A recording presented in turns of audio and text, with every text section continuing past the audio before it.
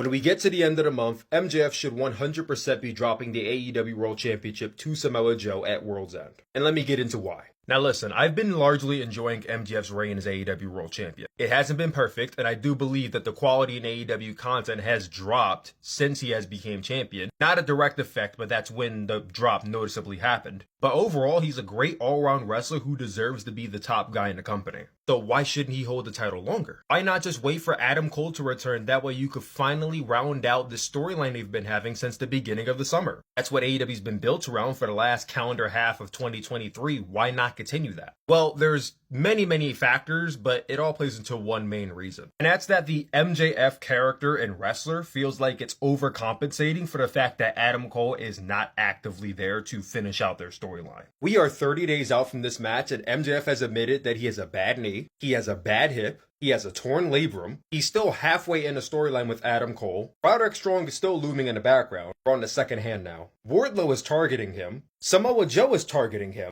and there is someone portraying the devil that is coming back from his past to haunt him. Not to mention there's 3 other people involved with the devil that are all coming after MJF. Bro, that's 8 to 11 different factors that are happening with MJF right now. That all, with the exception of maybe 2, were literally not there when they had their first match at Arthur Ashe Stadium. MJF was healthy, Adam Cole was healthy, there was no devil, and he just had Samoa Joe to focus on. I feel like that is just way too much baggage for one single man to walk into a match and walk out still the champion. I know recently there's been a lot of MJF and John Cena correlation. A lot of internet wrestling fans have been calling MJF Mr. Overcome the Odds. And we saw a lot of that discourse come after he beat Jay White at Full Gear with all the baggage he had going on. People claiming how overbooked the match was and how it did no favors for Jay White, and some may even say it hurt Jay White because he lost. And honestly, those are all fair assessments to make. But now MJF is going to his second match with that much on his shoulders, and going up against a guy that he already beat. And mind you, that was still with the storyline that MJF had a bad neck going into that match. So if MJF can still manage to beat Samoa Joe with a bad neck, come back 3 months later and have a bad leg, a bad shoulder, a bad knee, no friends, a bunch of people down his neck and shoulders,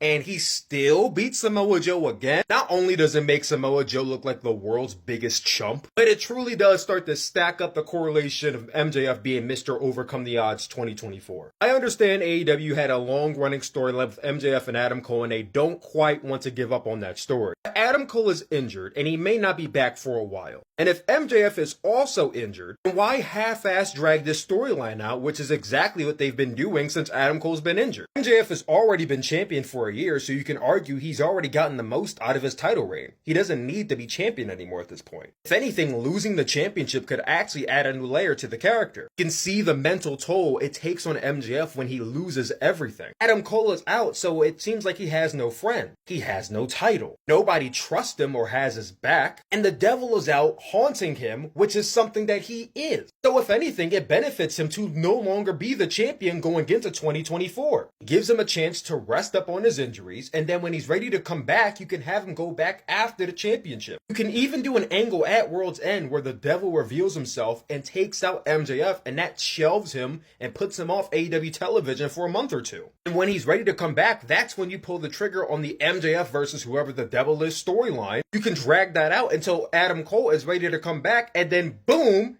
he comes in for the save to MJF, and now they're back together. Or if Adam Cole is the devil, then the 3 masked men can attack MJF, Adam Cole can take off the mask, reveal it, and then we have a hot, fresh new storyline when both MJF and Adam Cole are ready to come back. This storyline does not completely have to die if MJF is not the champion, and I fear that's where Tony Khan might be coming from. I fear there's this sense that if they stop this storyline, then they've wasted the last 6 months of AEW television, and it's just not the case. As long as you bring up a smart way to put it on pause and circle back to it, it's not all a waste of time. Nor does MJF really have to be the champion for this storyline to continue. Who's to say Adam Cole doesn't come back, win a number 1 contenders match, and beat Samoa Joe, and then MJF has to chase Adam Cole? That could be even more interesting. There's many avenues AEW can take, but I don't want to see them take the avenue of MJF retaining at AEW World's End. I think it's really going to hurt both men coming out of this show if MJF retains and Samoa Joe comes out the loser again. You don't have to put the entire company on Samoa Joe's back, I get it. But shit happens, Adam Cole is hurt. MJF is saying that he's hurt. So it looks like a detour might have to be taken until they can go back on course. That's my mindset. That's what I think. What do you guys think? Should MJF retain? Should Samoa Joe be the new champion? Comment down below. Let me know. Talk more soon.